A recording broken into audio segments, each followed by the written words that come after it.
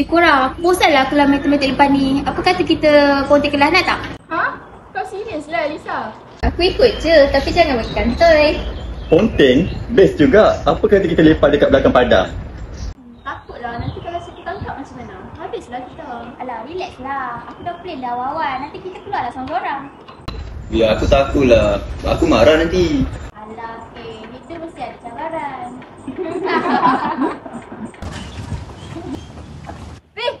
Jap.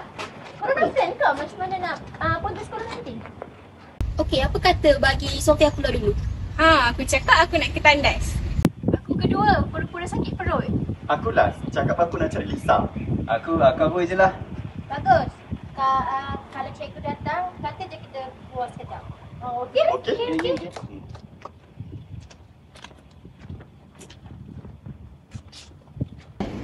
Assalamualaikum semua. Waalaikumsalam, cikgu.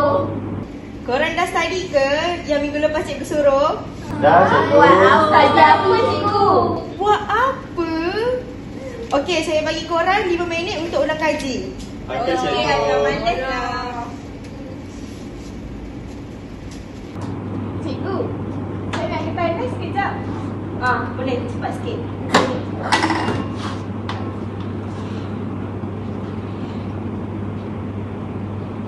Cikgu, saya sakit perut, cikgu. Betul ke kamu ni? Ya, nak ke tandas tak, cikgu? Pergilah cepat. Cikgu saya pun. Lepas sorang-sorang pula. Kamu ni? Cikgu. Pula. Lisa hilang. Aku nak pergi cari dia sekejap boleh tak? Yelah. Pergi senang cepat. Okey.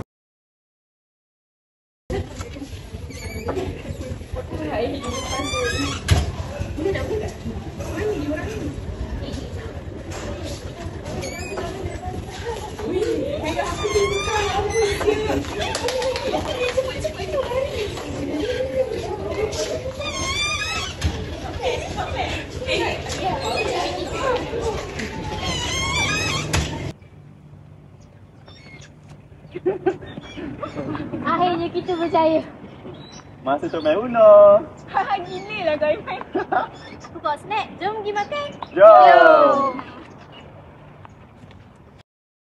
Weh korang, seronoknya. Rasa macam cuti je. Jom main Uno. Tapi Jom. siapa kalah kena berdiri kat tengah padang yang panas tu. Jom. Deal. Okey.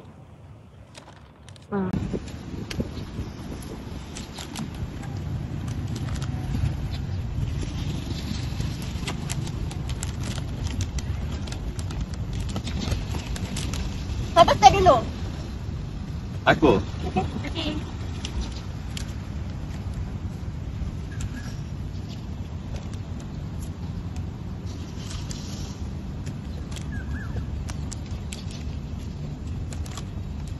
Dia kalah! Berdiri tengah padang panas tu. Cepat berdiri! Baik. Berdiri je ke? Kenapa nak buat benda lawak? Buat apa? Buat gaya kelakar. Aku ada idea. Kau buat chicken dance. Siapa setuju? Setuju. Serius lah. Ya, cepatlah buat. Okey. Di mana lah aku? Siapa suruh kalah? Aku kalah.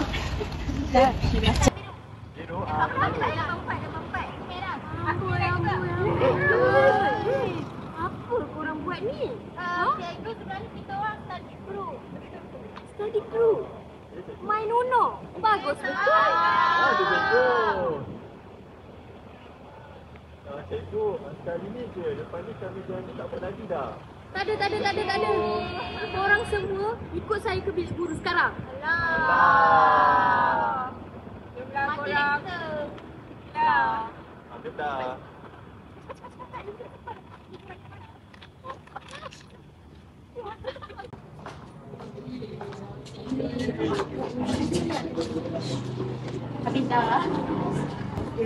Apa kamu semua buat ni? Korang tahu tak apa yang kamu semua buat ni salah? Okey, sekarang ni cikgu nak korang ni semua buat karangan 500 patah perkataan. Tajuknya akibat ponteng sekolah. Korang faham? Cikgu, 500 patah perkataan je. Senang je nak buat. Okey, baik. Serius lah cikgu, 500 panjang tu. Siapa suruh kamu ponteng? Pandai lah. Cikgu. Siapa? Diskon lah cikgu. Kamu semua ponteng kelas saya? Kamu fikir kamu bijak? Kami minta maaf cikgu. Dan kali jangan ulang lagi ya. Kalau bosan bagi tahu. Bukannya ponteng. Kata korang lah.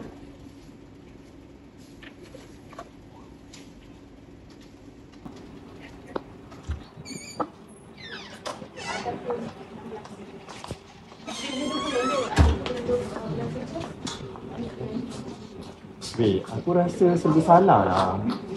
Aku dah cakap awal-awal, jangan ponteng. Aku rasa menyesal juga. Sekarang ni, apa kita nak buat untuk minta maaf dekat cikgu? Apa kata kita buat kad ucapan minta maaf tu cikgu? Bagus kot tu. Boleh juga kita bagi snack ke cikgu. Jom buat sama-sama. Farah ada kad ucapan. Baguslah. Kita nak tulis apa ni dekat kad ucapan? Aku dah idea nak tulis apa. Apa tu? Maafkan kami cikgu, kami janji takkan ulangi lagi. Apa kata lepas sebelah tu kita tambah corak-corak love sikit. Bagus juga tu. Love. Okay, betul.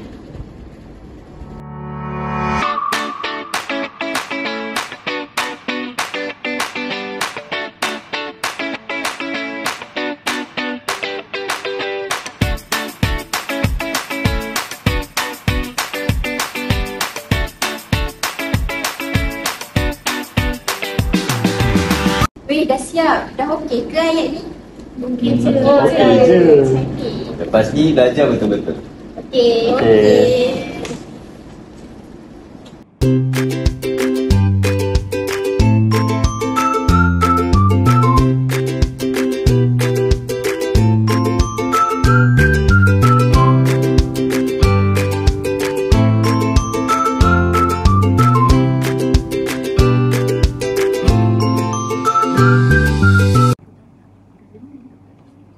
Assalamualaikum cikgu. Kita ada minta maaf kami dan ini untuk cikgu. Baguslah. Saya harap kamu semua insaf ya. Saya maafkan korang semua. Lepas ni jangan buat lagi ya. Baik cikgu. Terima kasih cikgu. Maafkan kami cikgu.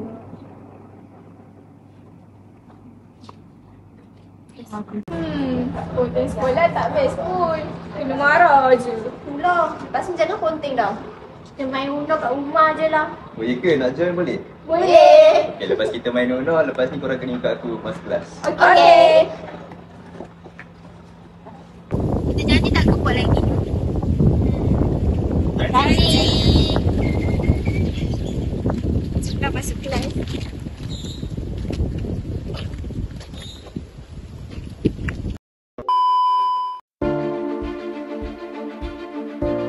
Baiklah, sekarang saya akan terangkan peranan pekerja sosial dalam menangani ponteng sekolah.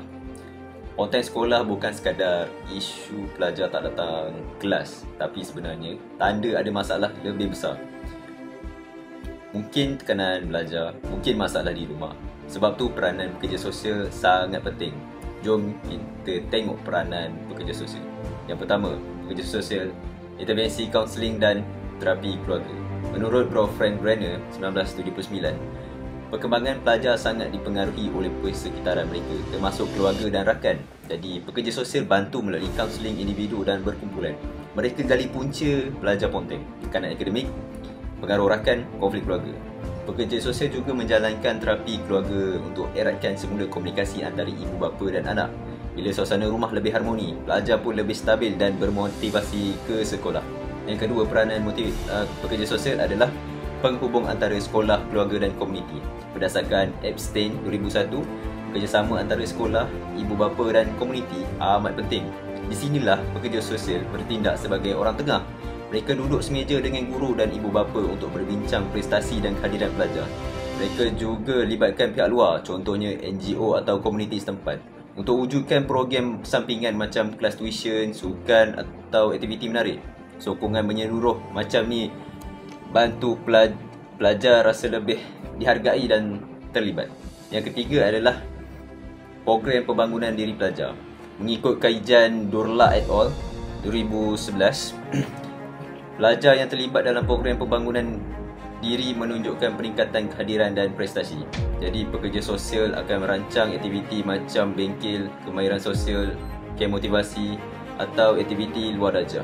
Tujuannya untuk naikkan keyakinan diri, ajar kemahiran atasi masalah dan bina hubungan positif dengan orang sekeliling. Bila pelajar nampak lebih pendidikan, mereka sendiri akan lebih rajin datang ke sekolah.